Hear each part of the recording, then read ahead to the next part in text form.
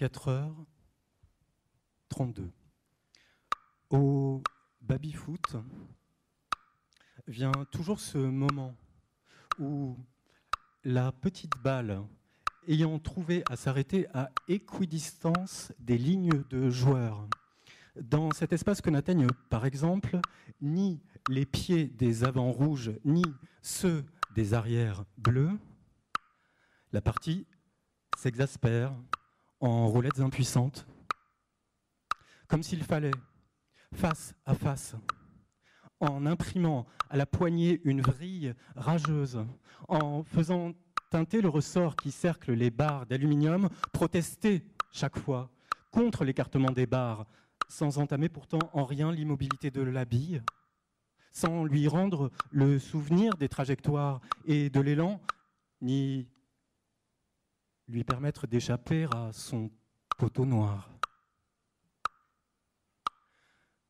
La bille ressemble à une vieille personne qui, sur le chemin, aurait oublié où elle allait. Voilà. Une insomnie, c'est exactement cela. 4h12. L'insomniaque, la nuit, a des pensées élevées, mal élevées, le plus souvent. 4h57. L'insomniaque est sonné des matines. 3h58. L'insomniaque se dit qu'une insomnie n'est rien d'autre, somme toute, qu'une interruption de l'interruption. Une brusque catalepsie de la capacité de dormir, un tombé raide du lâcher-prise, de sorte qu'à 3h45, l'on ne s'est pas réveillé, c'est le sommeil qui s'est endormi. Et de même que, selon la Traumdeutung, les rêves, en différant par l'hallucination, la morsure du désir, sont les vrais gardiens du sommeil. De même, les ruminations de l'insomniaque. Ces idéations circulaires et paniques, ces yeux ouverts dans le noir, permettent peut-être, sur la face inconnue de la nuit, au sommeil, de prendre à son tour un peu de repos. Bonne nuit, camarades. 4h. On a plongé dans le sommeil, nagé dans un étroit goulet, et voilà qu'on se tient dans une impasse sèche, les palmes flic-flaquant, à scruter incrédule les parois ornées de pingouins polychromes et d'ours pétrifiés, plus vieux que la nuit même. 4h, la grotte Cosquer de l'insomnie. 4h42.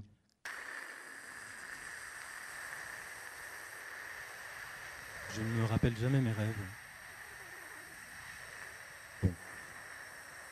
D'un autre côté, il est probable que mes rêves ne se souviennent pas de moi non plus. 4h25. J'avais presque oublié ces réverbérations qui font baisser la voix. Ces échos qui réduisent les idées au murmure. Ces grandes ombres tournoyantes que projette sur les faces intérieures de la tête la danse des pensées affolées par l'éveil comme papillons de nuit. À ce moment où, même pour un grec, le soleil du matin semblerait improbable, parce qu'on n'a jamais connu que le feu égrelet de 4 heures, le bleu pâle de l'écran tactile, la lampe de poche de l'insomnie. On peut bien en plein jour se moquer des cavernes. République 7 a dû s'écrire aux environs de cette heure-ci. 5 heures. Chers collègues, je reviens à vous à propos de l'article sur la conception nietzschéenne de l'éternel retour que je devais vous rendre impérativement le mois dernier. Dans la mesure où la rédaction de celui-ci n'est pas encore engagée, vous conviendrez avec moi qu'il serait maintenant plus simple que je vous le remette dans les délais prévus lors du prochain grand cycle. Bien à vous, etc. 4h27.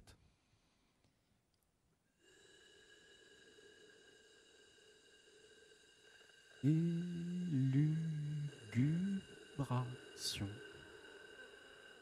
Nom féminin. Rumination sombre. 4h53. Perdu sommeil. Tranquille. Affectueux. Volontiers joueur. Tatoué discrètement dans le rêve gauche. Forte récompense. Inconsolable. Son maître n'endort plus. 5h15. L'insomnie a ceci de commun avec le cinémascope qu'elle allonge et étrécit les perspectives. Sans parler de la bobine qu'on a le lendemain. 3h14. L'insomniaque dort en fractionné pour améliorer ses performances. 3h38. J'ai rêvé que, convié depuis la tombe à rédiger ma propre épitaphe, j'hésitais entre emballer, c'est peser, et la semaine prochaine, sans faute. 3h25.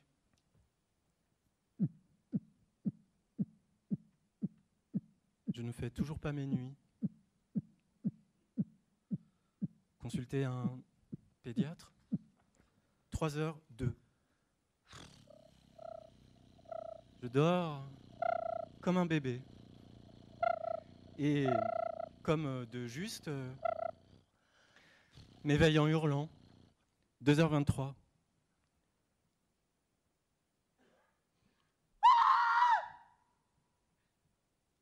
Comme le plongeur s'avoue déçu par la mer morte, l'insomniaque flotte, indécis, troublé, sur l'étonnante salinité des rêves. 4h32. Une fenêtre ouverte. Un chat affectueux. Et tout de suite, les vrombissements de l'hélice au-dessus de la cordillère des Andes. Les brides du casque de cuir claquant au vent glacial. La main inquiète, écoutant paume ouverte, les vibrations de la carlingue dans la nuit noire. 4h17.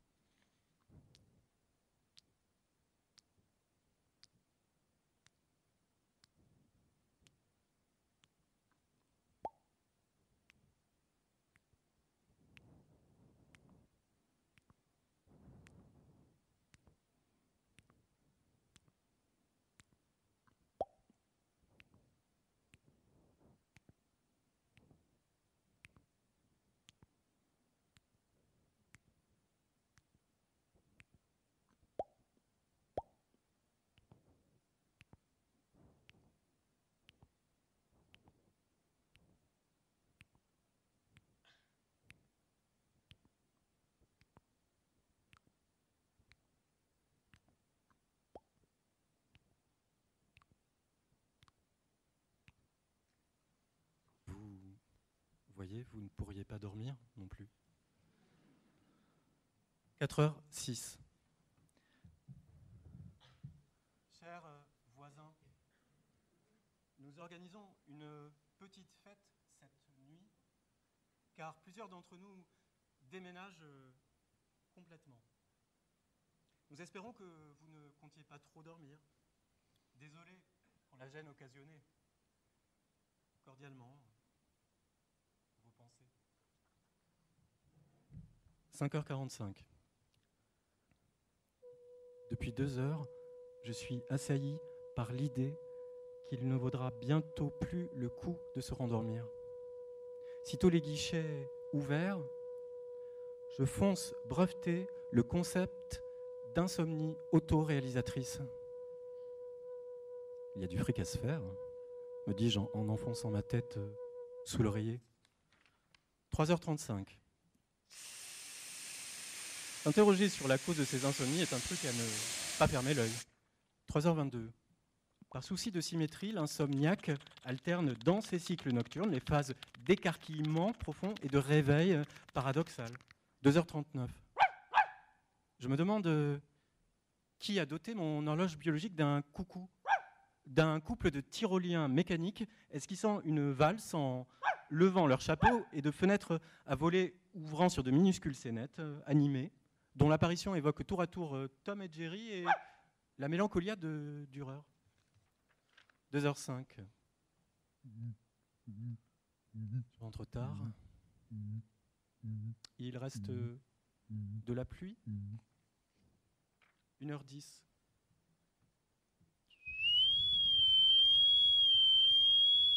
L'insomniaque, faute de pouvoir retarder le moment de se lever, repousse autant que faire se peut celui de se coucher.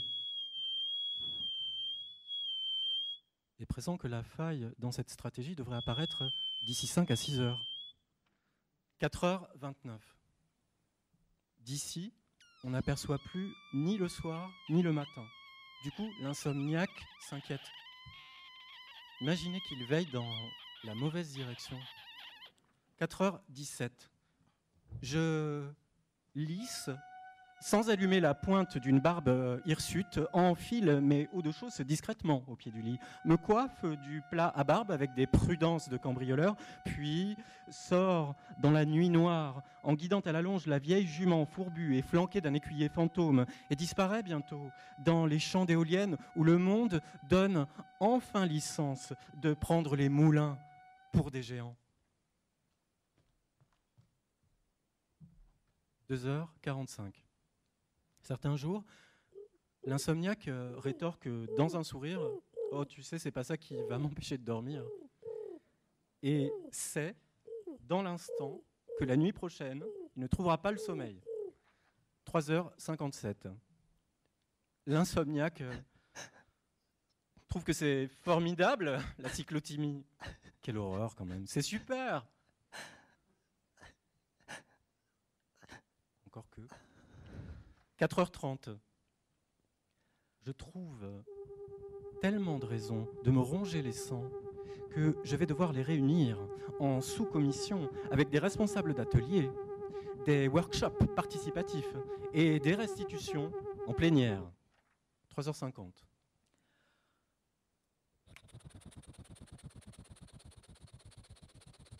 Je retourne mon exemplaire de Sénèque, de la tranquillité de l'âme, dans l'espoir de trouver la solution des jeux.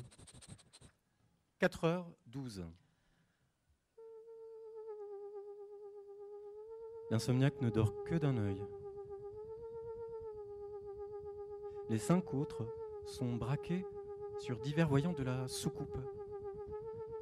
Cependant que sa patte titineuse se tend vers la commande du projo vertical et de la bande-son aux ondes marteneaux, indispensable à ton abduction dans les règles de l'art.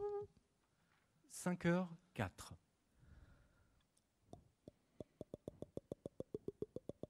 L'insomniaque fait chauffer le café d'hier pour échanger des souvenirs.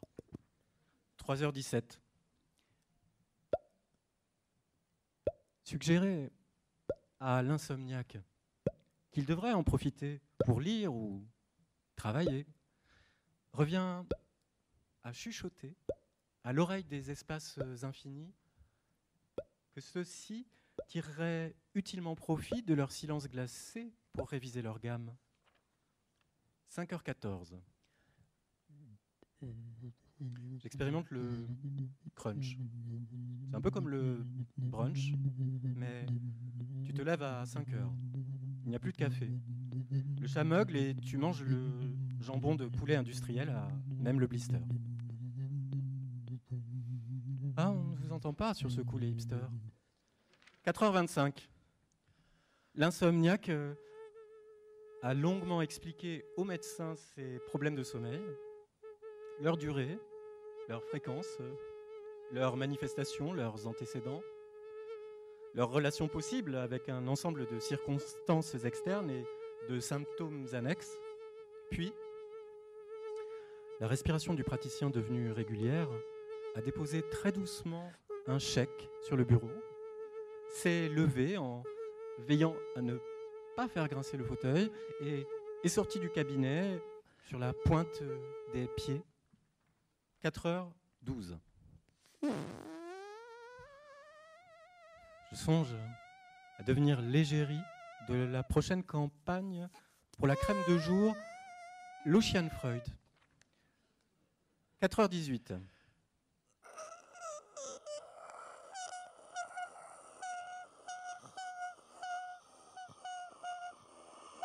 J'ai dû être 4h18 dans une vie antérieure. 4h24. Je stationne si souvent à 4h24 que je m'étonne que personne n'ait songé à y louer un emplacement publicitaire. 3h10. Je soupçonne ma nuit d'être bâtie sur un ancien cimetière indien. 3h56. À l'instar de la roulette russe, je m'accorde un instant de détente. 5h09. L'insomniaque s'entraîne à ricaner, bouche entrouverte, comme fantomache, comme indiqué dans le guide séduire avec une paralysie faciale. 5h40.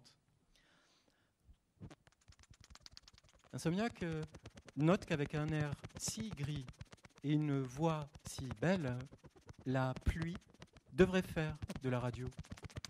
4h17. 688 314 569. 688 314 570. 688 314 571. 688 314 572. 688 314 574. 688 314 575. 688 314 576. 680. Le mouton! 688 314 573. Tu crois que je t'ai pas vu? Puisque c'est ça, Gérard, tu me repositionnes cette barrière et on reprend du départ. 4h48. Je me dis que si ça se trouve, là où il est, mon sommeil ne dort pas non plus. 3h17. Je passe une capeline rouge sur mon suaire. J'assujettis la faux au patin du traîneau, rajuste la barbe blanche sur sa face maigre et m'en vais lancer des oh oh oh sépulcraux, les bras chargés de bonnes nouvelles menaçantes. 5h14. Je m'endors au matin. J'ai le sommeil de l'escalier. 5h23. Je dors. Plus exactement, comme on déménagerait l'armoire de Mémé dans le colimaçon de son 6e étage. en tâchant de palier en palier, et suant, et soufflant, d'effleurer les interrupteurs de la pointe du coude, de la hanche, du genou ou du nez, histoire de relancer cette minuterie à la con. 4h15.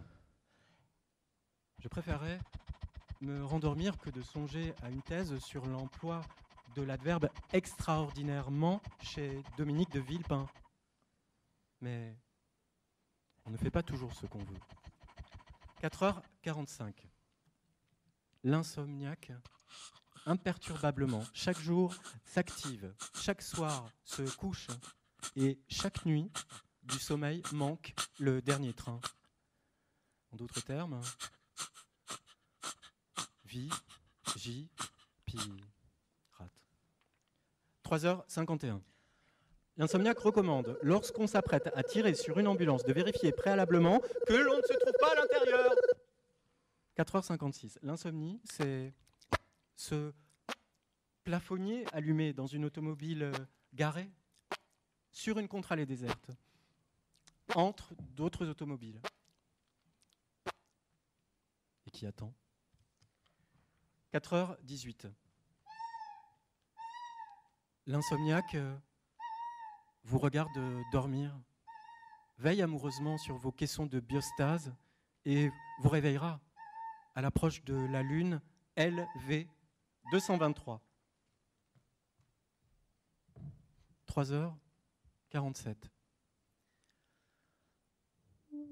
J'entends la pluie qui frappe le volet, la pluie qui s'écrase et rebondit, celle qui s'évase en flaques, cascade des gouttières, la pluie qui se glisse à petits cris dans les décolletés surpris.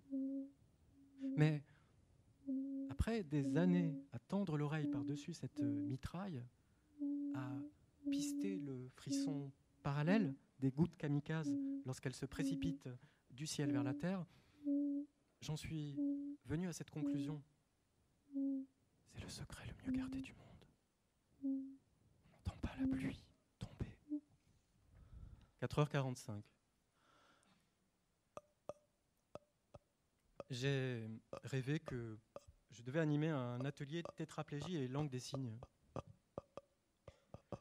Et je regrette qu'on ne puisse pas dire « t'es con quand même » à l'inconscient. 5h20. J'observe un instant, au long des parois, les longues coulées de plantes rudérales. Aux étages intermédiaires, le grouillement de vie trépidante et minuscule. Plus bas encore, la germination de bulbes retournés à l'état sauvage. Puis referme délicatement la porte du réfrigérateur. 4h03. J'insomnie. Catégoriquement. 4h06. Je n'ai rien dans le slip. 4h08. Ah, la case rêve, je coche marre. 4h20. Je plongerai dans le sommeil. N'étaient ces ailerons qui décrivent des cercles en surface du bassin. 3h05. Je croise les doigts. Et tu crois que les doigts se retourneraient sur mon passage? 4h14.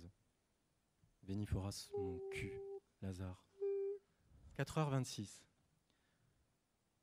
Je trouve la clé de l'entrée sous une pierre plate. Frissonne dans la fraîcheur chaulée du couloir. Plisse les yeux après la lumière du dehors. Me laisse cueillir comme chaque fois par cette légère odeur de plâtre humide. Pose mon barda près de l'évier de faïence où patiente une éponge fossile, attendant la première vaisselle comme les fleurs du désert l'ondaient. Enfonce le bouton du compteur électrique avec un claquement sec, entendant l'instant bourdonner le frigo, tourne jusqu'à la chambre, m'assied au bord du lit, fait avec cette raideur propre qu'ont les lits en mal de dormeur, me dit que j'ouvrirai les persiennes plus tard. En bref, suis de retour dans mon 4h du matin. 4h36. À en croire les galopades minuscules qui se succèdent à partir de 4h sous le faux plafond mansardé de cette maison auvergnate, On peut enfin se dire que depuis des mois, on dort comme un loir. 3h45. Je me demande pourquoi on dit se réveiller en pleine nuit, quand en vide nuit serait plus juste. 4h02. 3 jours qu'il dormait bien. Forcément, ça l'inquiète. Ça le tracasse. C'est suspect. Ça l'empêche de dormir. 15h37. Dans l'intercité, je tente une sieste ferroviaire. Mais impossible de dormir assis dos au sens de la marche. D'après Walter Benjamin, l'ange de l'histoire n'y parvient pas non plus. 3h07. Je reçois, au milieu de la nuit, un courriel de l'ancien doyen de l'inspection générale de philosophie, ainsi libellé « Enlarge your penis ». C'est la première fois qu'une inspection débouche sur de réelles orientations pour progresser. 4h31. Je cherche le sommeil sans disposer d'une photo récente. 5h15. J'envisage de lancer la vogue des Kirkegarden Parties en donnant dès ce soir une grande déception. 4h24. Je décide d'emménager à 4h24, d'y endosser en titubant le costume folklorique, de poser ivre pour les photographes aux côtés du croque-mitaine et de devenir enfin ministre de la culture de cette province reculée de la nuit. 3h41. Dans le silence peuplé seulement du halètement de sa grande bête, debout, sur 700 pieds de glace, dont le temps a terni l'éclat, je scrute en contrebas les ombres découpées par la lune dans le tissu du nord et frissonne dans mes fourrures en songeant qu'au contraire de l'hiver, le sommeil ne vient pas. 4h30. Je t'écris depuis ce moment de la nuit où tu cesses de ruminer la veille pour appréhender le lendemain. 4h14. Je ressemble intérieurement à Rossi de Palma après une averse. 4h26.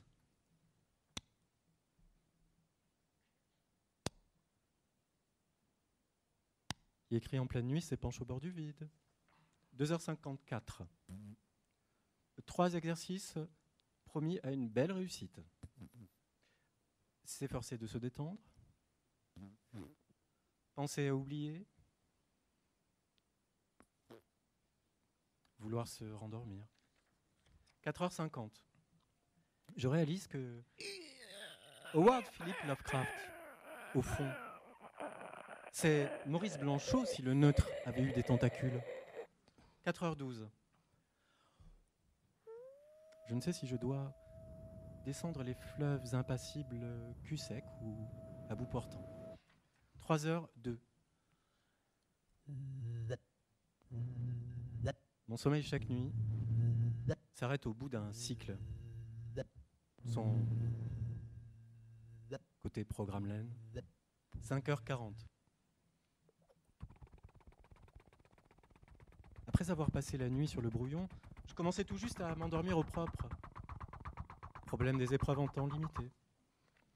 4h03.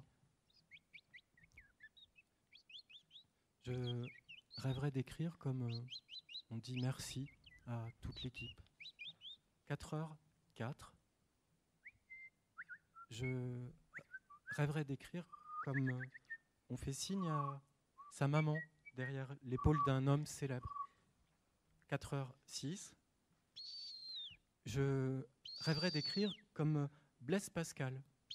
S'il avait serré, cousu jusqu'à sa mort dans la doublure de son manteau, un emballage de papillotes portant une curieuse mention du Dieu d'Abraham, Dieu d'Isaac, Dieu de Jacques. Mais l'imprimé s'arrête à cet endroit. 4h07.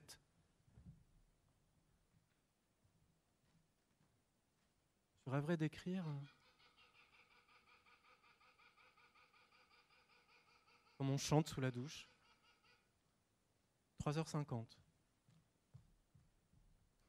L'insomniaque allume des étincelles à la lisière de ta nuit noire pour te mimer les perséides.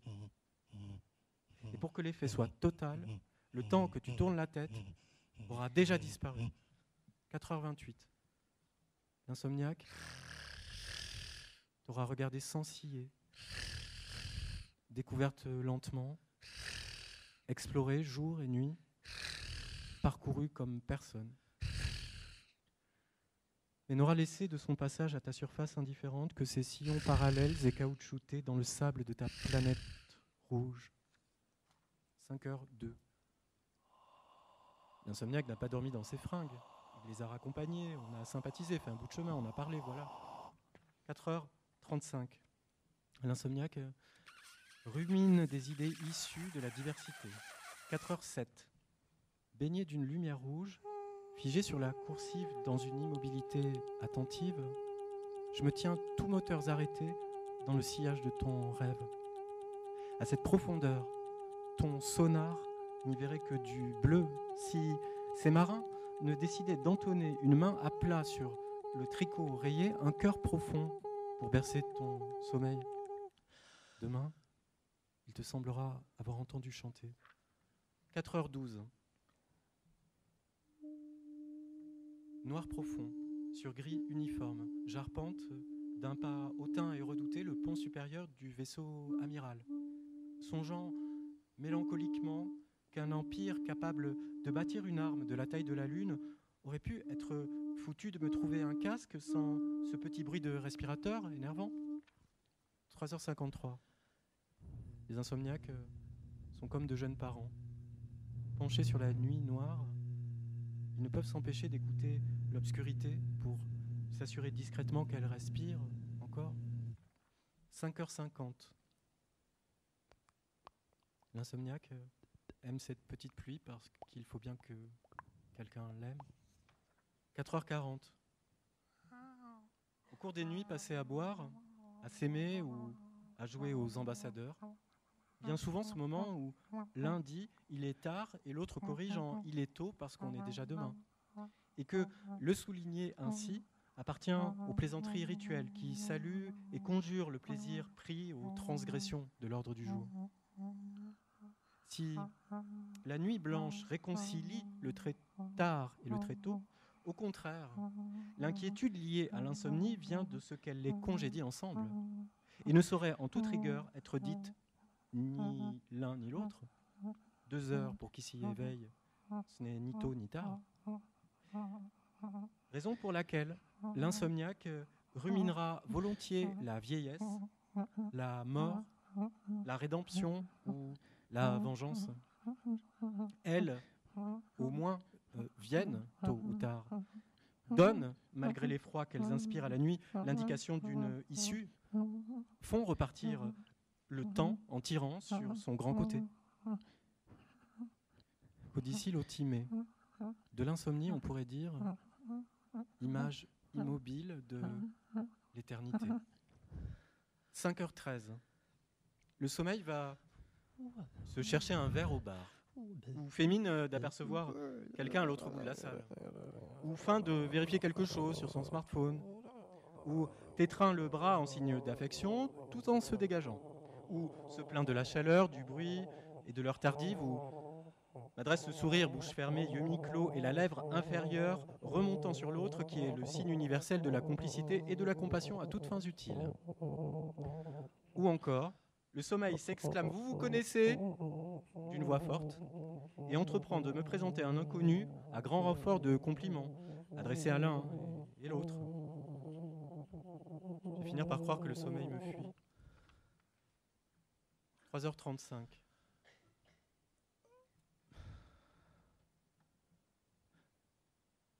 Tu ne dors pas et le matin tu es frais comme un gardon.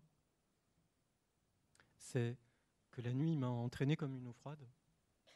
À la fin, je ne savais plus si qui d'elle ou moi était muette, absente, rapide et argentée.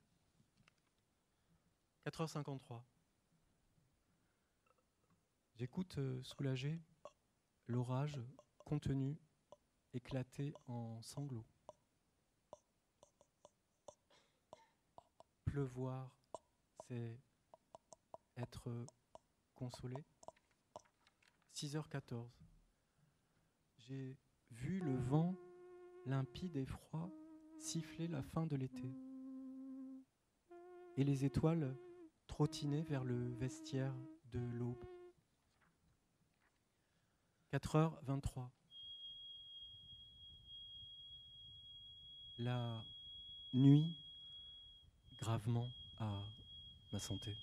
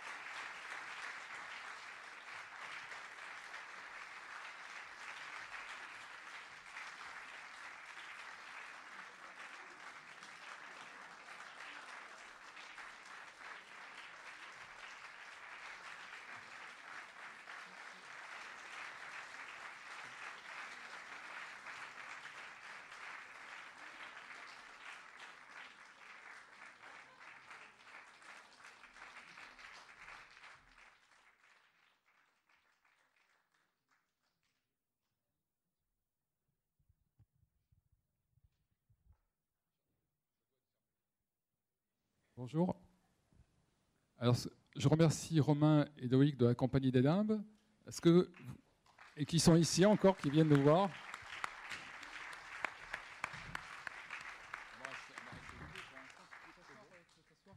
Alors, ce que je voulais vous dire, c'est que cette lecture est surtout un travail d'étape, parce qu'un spectacle est en train de se concevoir autour du texte de Mathieu Pont-Bonneville.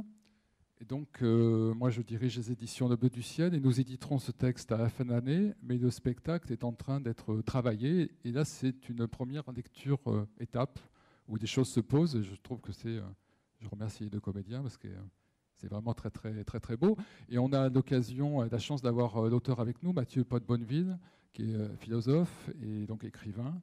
Et donc, on va débriefer là tout de suite en direct. Je lui passe ce micro et je vous propose un temps d'échange entre les deux metteurs en scène comédiens de Compagnie des Limbes et Mathieu.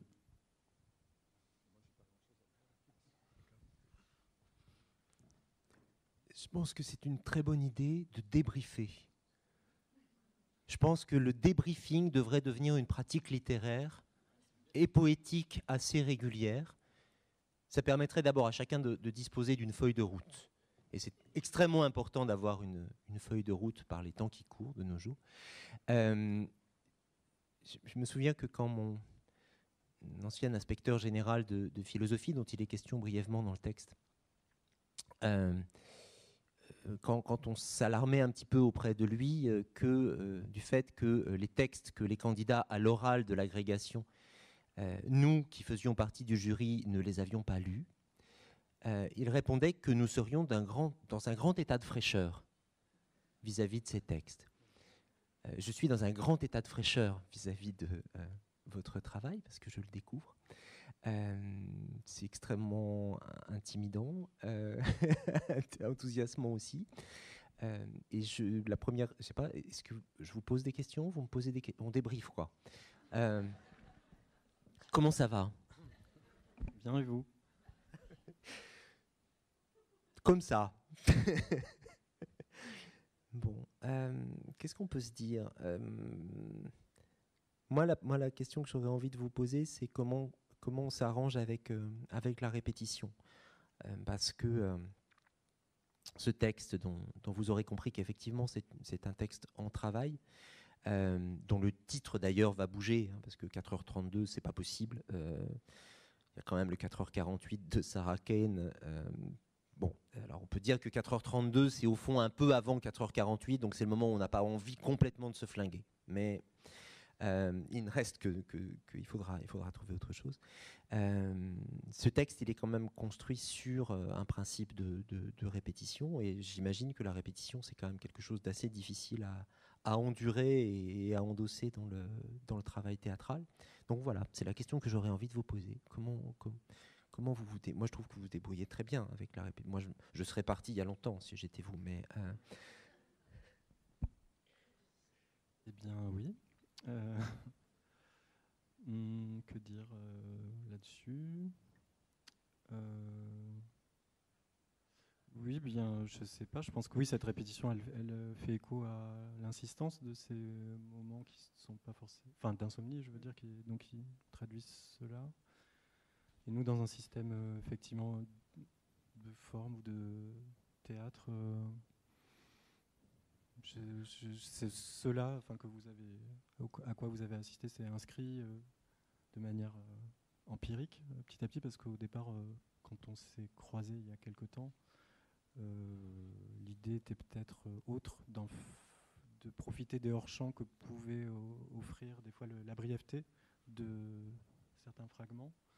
Et puis finalement, cette option-là de faire à deux en bruitant et en disant pour restituer des climats, mais sans qu'ils soient illustrés ou trop. Voilà. C'est comme un stock qu'on laisse aller librement et peut-être quelque chose de l'inconscient qu'on a voulu donner à entendre. Après, je ne vous réponds pas là, sur la question de la répétition. Et je peut-être.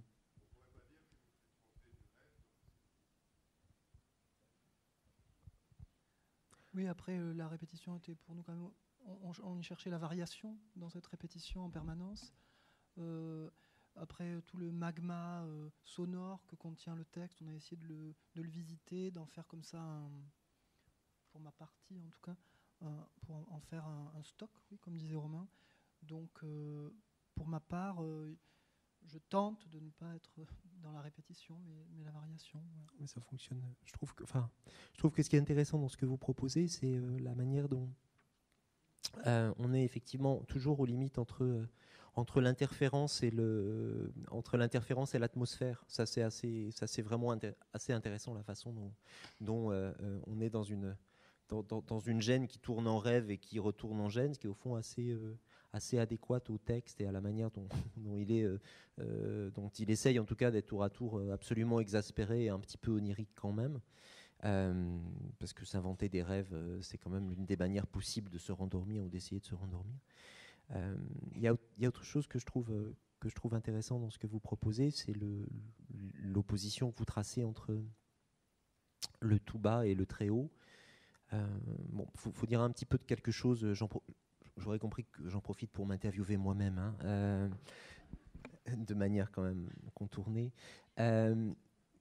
Il faut dire quelque chose du mode de composition et d'élaboration de ce texte qui s'est construit au fil des nuits sur le mode du journal intime, ou plutôt du journal extime, puisque ce sont des textes que j'ai publiés aux heures indiquées, tantôt sur Facebook, tantôt sur Twitter, enfin en essayant de détourner l'usage, je ne sais pas d'ailleurs si c'est un détournement, parce qu'on est assez nombreux à le faire, d'utiliser ces réseaux sociaux où on parle à tout le monde et à personne pour trouver une écriture qui soit une écriture intime et en même temps une écriture à la cantonade, en fait.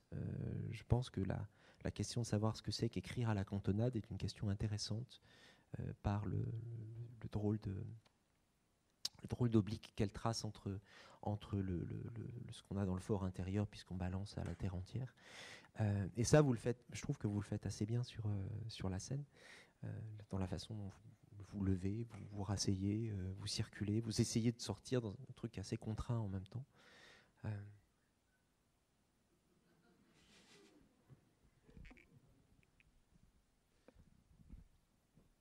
Là, je voudrais juste remercier aussi du coup Didier Vergniaud, les éditions du Bleu du Ciel, d'avoir pensé à nous pour aussi un travail de mise en voix, en espace, en scène de ce texte.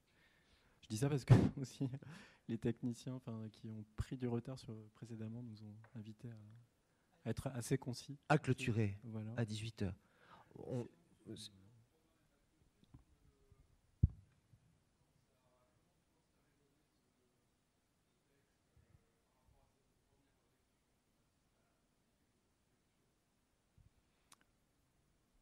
Après, voilà, on est deux, en tout cas, à avoir inventé un petit peu ce mode et à vouloir le poursuivre, enfin deux à le mettre en scène.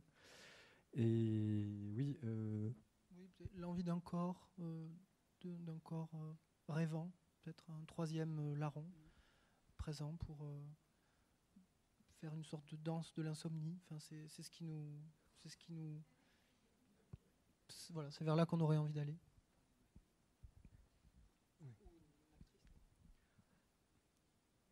En tout cas, l'hypothèse est là d'aller plus loin, oui, et on espère trouver les moyens de le faire. Voilà, c'est vrai que. Oui. Pardon ? Ah oui. En effet.